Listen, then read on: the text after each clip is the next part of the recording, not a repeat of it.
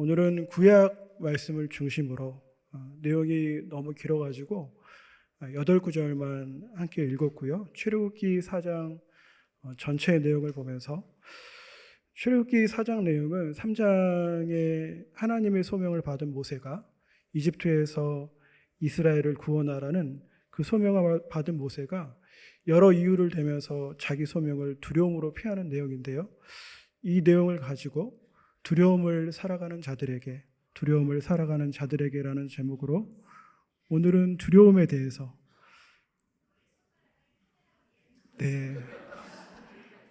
일부 때도 마이크 조정한다고 했고 괜찮습니다. 이 내용을 가지고 두려움을 살아가는 자들에게라는 제목으로 오늘은 두려움에 대해서 우리가 인생을 살아가면서 여러 가지 이유로 걱정하고 염려할 때가 있는데 신앙 안에서 어떻게 우리의 두려움의 문제를 해결해 가야 하는지 또 두려워하는 우리에게 하나님 어떻게 말씀하시고 어떻게 독려해 가시는지 말씀을 가지고 우리 성도님들과 함께 나누려고 합니다. 성도 여러분, 우리가 인생을 살아가면서 두려워하고 걱정하고 염려할 때가 있습니다. 여러분은 언제 두려우신가요? 이렇게 별로 두려운 일이 없으세요? 네. 저는 가끔 아무 일도 없는데도 새벽에 이렇게 잠자리에 들기 전에 이렇게 쑥 밀려오는 그런 것들이 있어요. 이거는 내 내면에 있는 건가? 그럴 때가 있는데 사람들마다 두려워하는 경우가 다르겠지만 내가 다룰 수 없는 문제들, 내가 감당하기 어려운 일을 마주할 때 우리는 두려워하게 됩니다. 그것이 오늘 모세처럼 자신이 감당할 수 없는 사명의 문제이든 또 건강의 어려움이든 물질의 어려움이든 또 사람들과의 관계의 문제이든 사람들의 관계도 되게 힘들게 할 때가 있잖아요. 우리를. 그리고 불확실한 미래, 그러니까 나의 불확실한 미래, 자녀들의 불확실한 미래. 요즘에는 그 젊은 청년들이 제가 전주 상황을 아직은 잘 몰라가지고 모르겠지만 인천에서 만나본 청년들은 아무리 뭔가를 노력해도 막막하고 답답함을 경험할 때가 많이 있습니다. 그 모든 것을 우리의 능력으로 다루기 어려울 때 우리는 한계와 어려움 앞에서 두려워하게 됩니다. 그러면 우리는 이 두려움의 문제를 어떻게 해결해 가야 할까요? 여러분, 세상 사람들은 어떻게 두려움의 문제를 해결할까요? 그분들 나름대로 두려움의 문제를 해결의 방식이 있겠지만 저는 오늘 말씀을 읽으면서 우리가 그리스도인으로서 성도로 살아가면서 성경에서 그렇게 우리에게 두려워하지 말라라고 말씀하신다는데 흔히 그런 말씀 하시잖아요. 두려워하지 말라가 365번 나온다고. 제가 실제로 쉬어보지 않았지만 두려워하지 말라라고 말씀하신다는데 우리가 두려움의 문제를 다루어 가는 길을 함께 찾아가고 싶습니다. 여러분, 오늘 말씀을 보니까 두려움 가운데 있는 사람이 나옵니다. 바로 모세입니다. 여러분 아시는 것처럼 모세는 이스라엘 민족에게 아주 중요한 인물입니다. 이스라엘 역사에서 가장 중요한 사건이 두 가지가 있는데 그 하나가 이스라엘이 바벨론이라는 나라에 완전히 무너진 심판의 사건이 있고 또 다른 하나가 이집트에서 이스라엘이 구원받은 사건이 있습니다.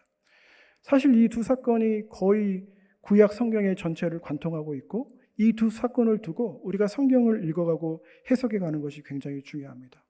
그런데 여러분, 모세는 이 두 가지 사건 중에 이집트에서 이스라엘을 구원하는 사명을 감당했던 지도자가 바로 모세입니다. 이스라엘을 구원해서 광야 40년을 함께 살아가고 나라의 근본적인 토대를 세운 법과 기초를 세운 분이 바로 모세입니다.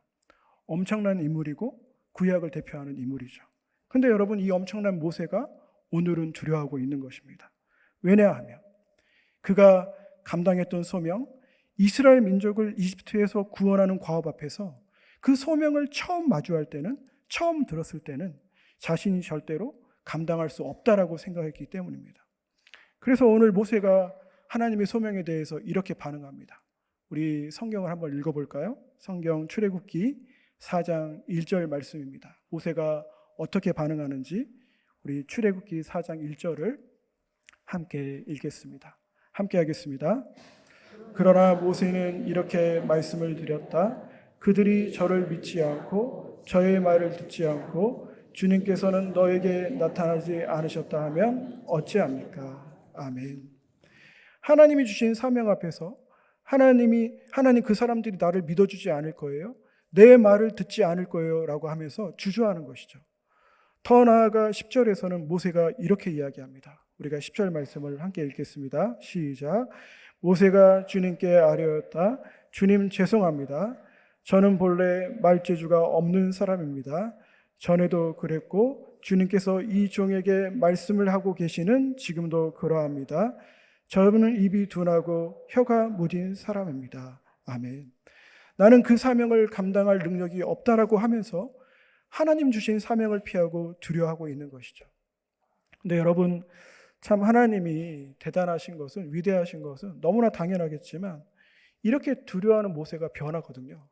여러분, 어떻게 모세가 변하는지 오늘 말씀 20절을 한번 읽어보겠습니다. 4장 20절 어떻게 변했는지 우리 4장 20절을 함께 읽겠습니다. 시작. 그래서 모세는 아내와 아들들을 나귀 등에 태우고 이집트 땅으로 돌아갔다. 그때 모세는 손에 하나님의 지팡이를 들고 있었다. 아멘. 모세가 자기 지팡이가 아니라 하나님의 지팡이를 들고 두려움을 벗어나서 담대하고 용기 있게 이집트로 가는 모세를 오늘 말씀은 이야기하고 있는 것입니다. 그러니까 두려워했던 모세가 두려움에서 담대함으로, 피하지 않고 직면하는 것으로, 뒤로 물러서는 것이 아니라 앞으로 나아가게 되는 것이죠. 그러면 어떻게 모세는 이 두려움의 문제를 해결해 갈 수 있었을까요? 아니, 모세가 해결해 가는 것이 아니라 어떻게 하나님은 이 두려움 가운데 있는 모세를 다루어 가셨을까요? 저는 오늘 말씀을 보면서 하나님이 어떻게 모세를 다루어 가시는지 나누길 원하고, 모세가 걸어간 그 길을 우리도 함께 걸어가길 원하는데요. 저는 하나님이 모세를 다루어 가는 그 길을 말씀을 통해 세 가지를 함께 나누고 싶습니다. 말씀을 보면서 가장 먼저 나누고 싶은 것은, 하나님이 두려워하는 모세를 다루어 가는 첫 번째 길은, 하나님은 모세에게 하나님 자신이 누구인지를 계속해서 알리고 있다는 것입니다. 여러분, 우리가 두려움을 이겨낼 수 있는 길은 우리의 두려움을 주목하는 것이 아니라, 두려워하는 이유, 두려워하는 대상을 주목하는 것이 아니라 우리와 함께 하시는 하나님을 주목하는 것이 필요합니다. 더 구체적으로 이야기하면 하나님이 누구신지를 알아야 하는 것이죠. 나와 함께하는 하나님이 어떤 분이신지 알면 우리는 세상을 두려워하지 않게 되고 우리가 마주하는 문제를 작게 생각할 수 있는 것이죠. 그러니까 두려움의 감정을 제거하는 것이 아니라, 억압하는 것이 아니라 방향을 바꾸어 가는 것이죠. 제가 예전에 이렇게 누구의 권유를 받아가지고 어떤 강의를 들은 적이 있었거든요. 근데 한 심리학자분의 강의였는데, 그분이 그 강의에서 그런 이야기를 했습니다. 우리 안에 부정적인 감정들이 있을 때 그 부정적인 감정들을 억압하거나 제거해서 하려고 해서는 안 된다. 왜냐하면 그렇게 하면 긍정적인 감정들도 움츠러들게 된다. 그런 얘기를 하더라고요. 그러니까 여러분, 우리 안에 두려워하는 감정을 제거하는 것이 아니라, 억압하는 것이 아니라 그 방향을 바꾸어서 하나님을 더 깊이 알아감으로, 하나님을 향한 두려움으로, 하나님을 향한 경외함으로 나아가야 한다는 것입니다. 그래서 오늘 하나님은 모세에게 당신이 어떤 분이신지 알려주는데요, 믿지 못하고 주저하는 모세에게 하나님은 세 가지 이적을 보여주십니다. 첫 번째 이적은 4장 2절, 3절, 4절에 나와 있습니다. 우리가 2절, 3절, 4절 말씀을 약간은 길지만 함께 읽겠습니다. 함께 하겠습니다. 주님께서 그에게 물으셨다. 내가 손에 가지고 있는 것이 무엇이냐? 모세가 대답하였다. 지팡이입니다. 주님께서 말씀하셨다. 그것을 땅에 던져 보아라. 모세가 지팡이를 땅에 던지니 그것이 뱀이 되었다. 모세가 그 앞에서 피하니 주님께서 모세에게 말씀하셨다. 너의 손을 내밀어서 그 꼬리를 잡아라. 모세가 손을 내밀어서 꼬리를 잡으니 그것이 그의 손에서 도로 지팡이가 되었다. 아멘. 여러분, 어떤 내용이죠?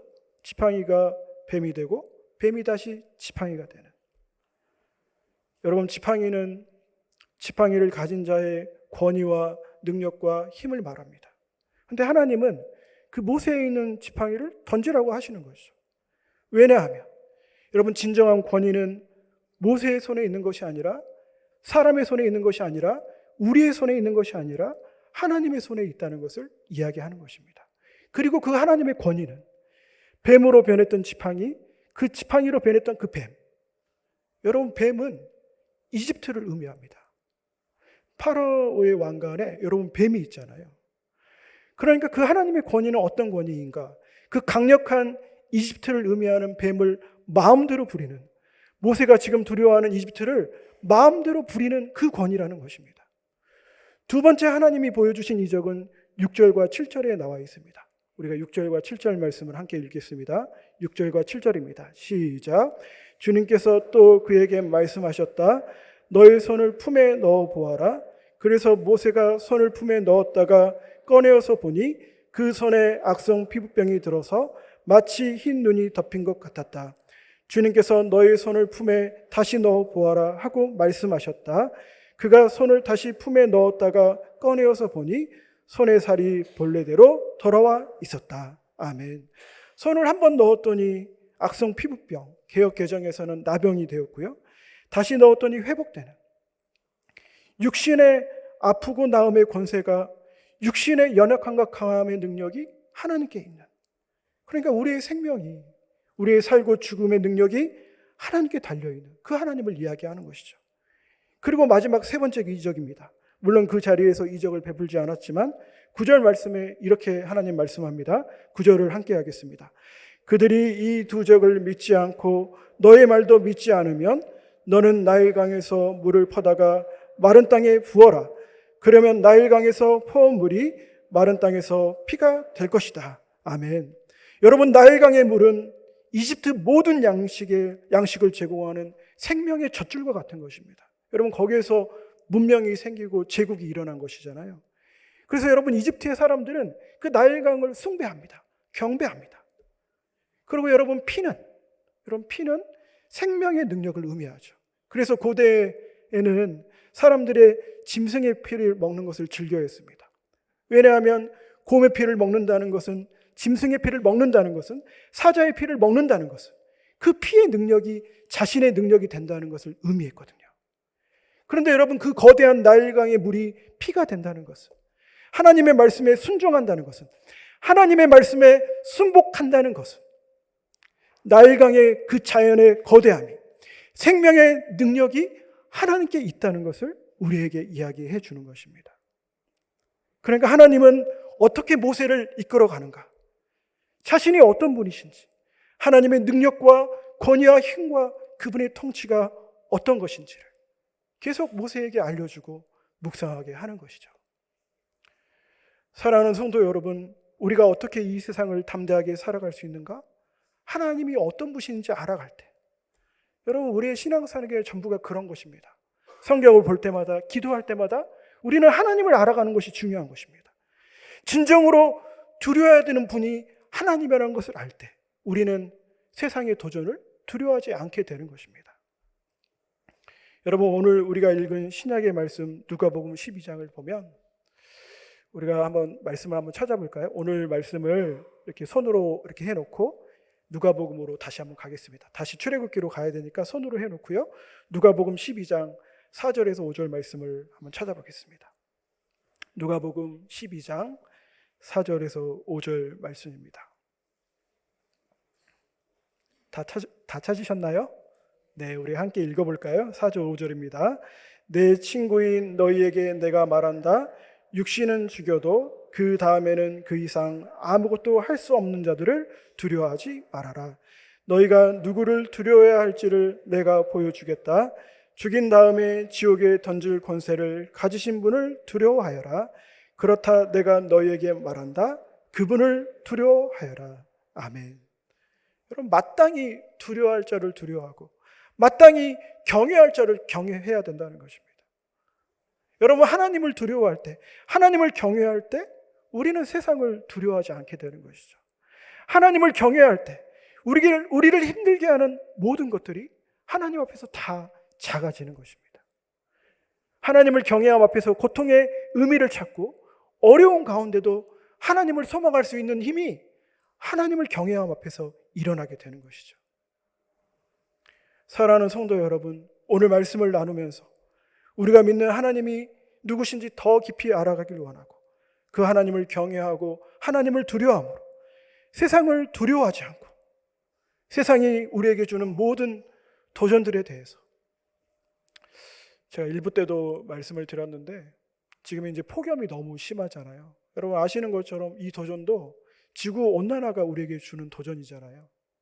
그리고 요즘에 그 AI가 너무 빠르게 발달해가지고 저는 아직도 이제 어린 나이에 속하지만 따라가기가 저도 벅차더라고요. 염려가 되고 걱정이 되죠. 앞으로 어떻게 될 건가. 그러나 세상이 우리에게 주는 모든 도전들에 대해서, 그게 건강의 어려움이든 물질의 어려움이든 관계의 어려움이든 내가 감당하기 어려운 삶의 과제이든 담대하고 용기 있게 신앙의 길을 걸어가는 우리 사랑하는 성도님들 되기를 간절히 소원합니다. 두 번째, 하나님이 누구신지 모세는 이야기하면서 오늘 두 번째로 하나님은 두려워하는 모세에게 이렇게 말씀하십니다. 우리가 11절 말씀을 한번 읽어보겠습니다. 출애굽기 4장 11절 말씀입니다. 출애굽기 4장 11절 말씀입니다. 함께 하겠습니다. 주님께서 그에게 말씀하셨다. 누가 사람의 입을 지었느냐?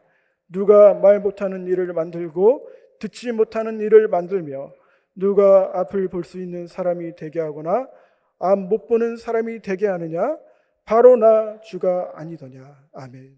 오늘 모세가 나는 연약한 자예요 라고 계속 이야기하니까 하나님 그렇게 말씀하시는 거죠. 누가 사람의 입을 지었느냐? 내가 그거 만들었거든.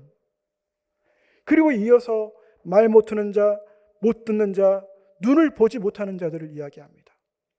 세상에서 다 연약한 분들이죠. 말을 못한다는 것, 못 듣는다는 것, 앞을 못 본다는 것, 여러분 어려운 일이잖아요.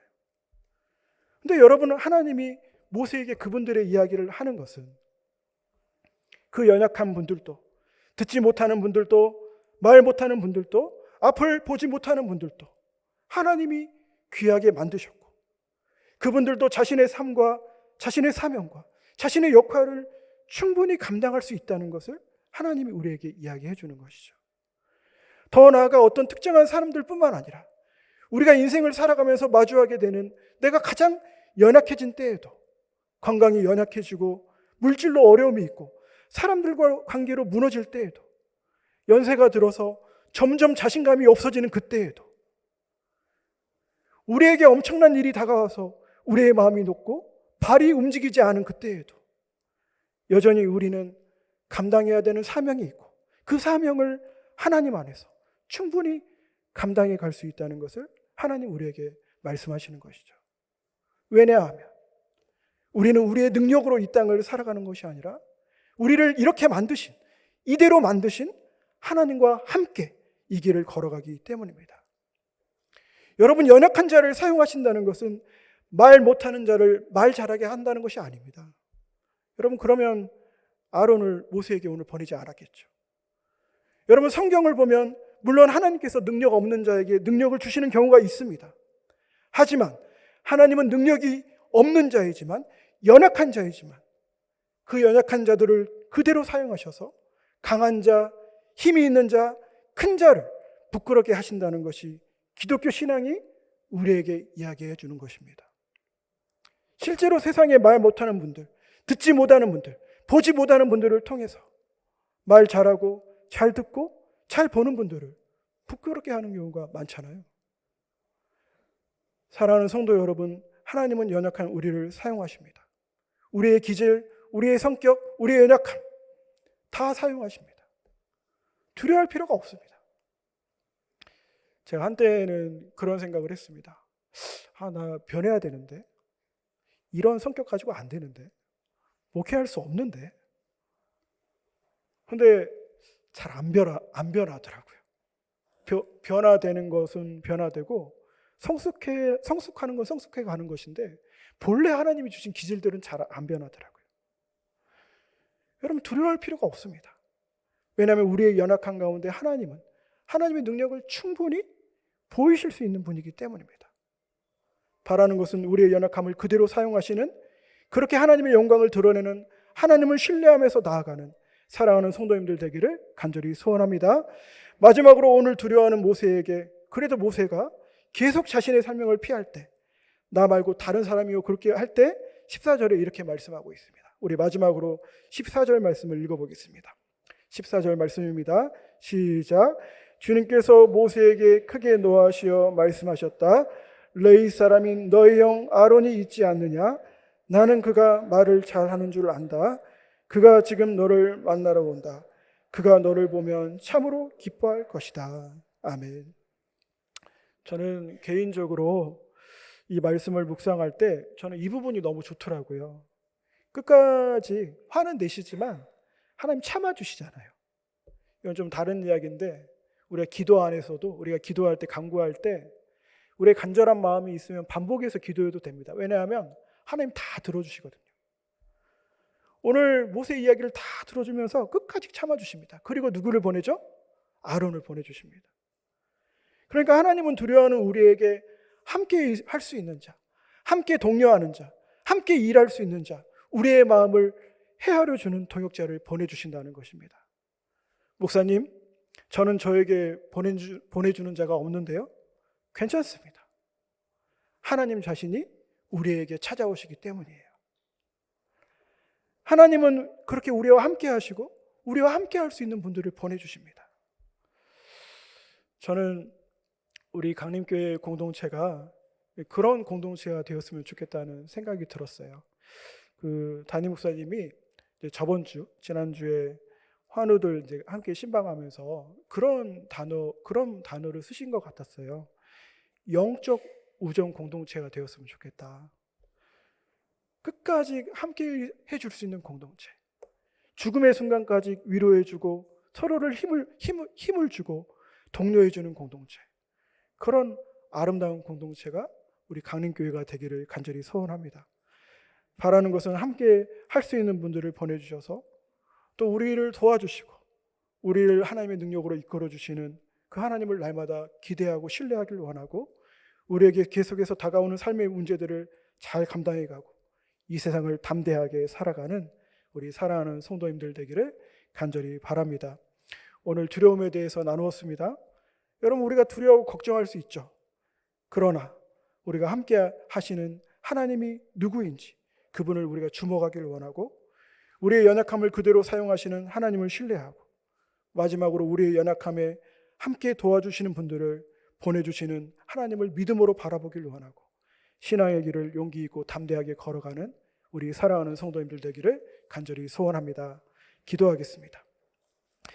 하나님 아버지, 우리는 이 세상을 살아가면서도 때로는 두려워하고 염려하고 걱정할 때가 있습니다. 간절히 원하는 것은 우리가 두려운 가운데도 우리와 함께 하시는 그 하나님을 주목하고 우리의 약함을 그대로 사용하시는 하나님을 신뢰하며 우리에게 함께 할 수 있는 분들을 보내주심을 믿고 그 믿음으로 우리 앞에 주어진 신앙의 여정을 능력 있게 걸어갈 수 있도록 인도하여 주옵소서. 이 모든 것 예수님 이름으로 간절히 기도하옵나이다. 아멘.